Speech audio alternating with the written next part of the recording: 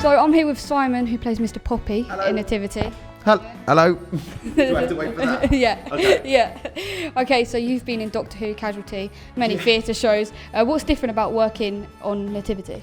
What do you mean, like working like film and TV to stage, or just Nativity in general? Like, well, Nativity is its own little kind of world, isn't it? Because Debbie Isaac, who created the world of Nativity, sort of works in this way where she writes everything, she scripts everything and all the stories there, but she kind of lets you say what you want, and she lets you say lines how you want to say them. So all of a sudden, you're part of creating this world. So like Mark Watton played the character in the first 3 films, but then I took it over on stage, and then in the last film, and I kind of go, all right, well, I'm going to do this version of it and say things my way and do things my way. And just like Scott Garnham does with Mr. Maddens, he's doing this homage to this character that Martin Freeman created, but it's still completely Scott. And so like, it's the same with the kids. I think the brilliant thing about Nativity is that everyone gets to be exactly who they are.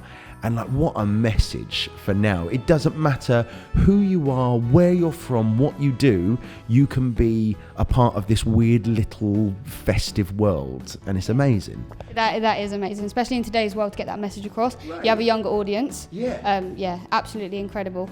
So when you first heard about Nativity come to theatres, and you needed to audition, what made you go, yeah, I want that? Okay, so this was a slight weird one. So I heard about it. I've actually been involved with it since when it was created. So I started doing it. I met Debbie, and then we workshopped the show. So for whenever you do a musical, if it's a new musical, they tend to do like workshops before, like a few little workshops to kind of figure it out, figure the songs out, the script, how it's structured. So I was there from the first day of that. So, and then with all of that stuff where you get to like play and create things. So I was kind of, the stage version of Mr. Poppy, I'm very proud to say, was my little creation. So that's why he plays piano and guitar and drums, and he juggles and he does all of that stuff. I mean, the poor people in 10 years' time that are going to be trying to do this when they sell the amateur rights, and they're like, what do you mean that I've got to play the piano?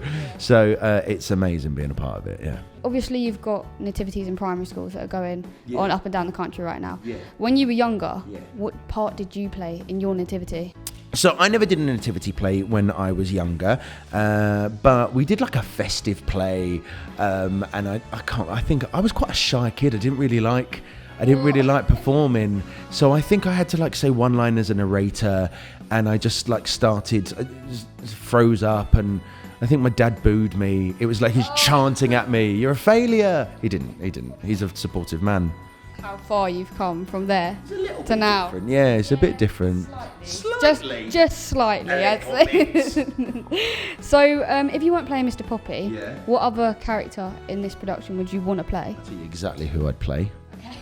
Cracker the dog. Let me tell you why. Don't laugh at me. Let me tell you why. Imagine this as a job. You get carried around. Everybody thinks you're adorable. You literally don't have to do anything. You literally get carried everywhere. You look cute, and you're the most people's favourite thing in the show. I want to be Cracker the dog. That's a very. You heard it here first. That's a very logical answer. As Cracker. Okay, so what is your favourite thing about Mr. Poppy? My favourite thing about Mr. Poppy is the fact that as a character, he says what he wants, and he is just this kind of like Peter Pan like child, but he's still an adult and he still knows what's going on, and but he just gets to play. Like, when's the last time as an adult that you just get to, I'm just going to go out and play. I'm just going to go out for 15 minutes and play. Remember when you were young and you could just go out for 15 minutes and play? I'm sure some people, I miss that. And now I have to go to work. And Mr. Poppy is just, he plays all the time. And that's a lot of what I'm like as well. So I get to let that out. Yeah, it's almost like reminiscing. It's nice. It is nice. It's like therapy, but acting. And I get paid. Yeah, exactly. A nice type of therapy. Yeah, exactly.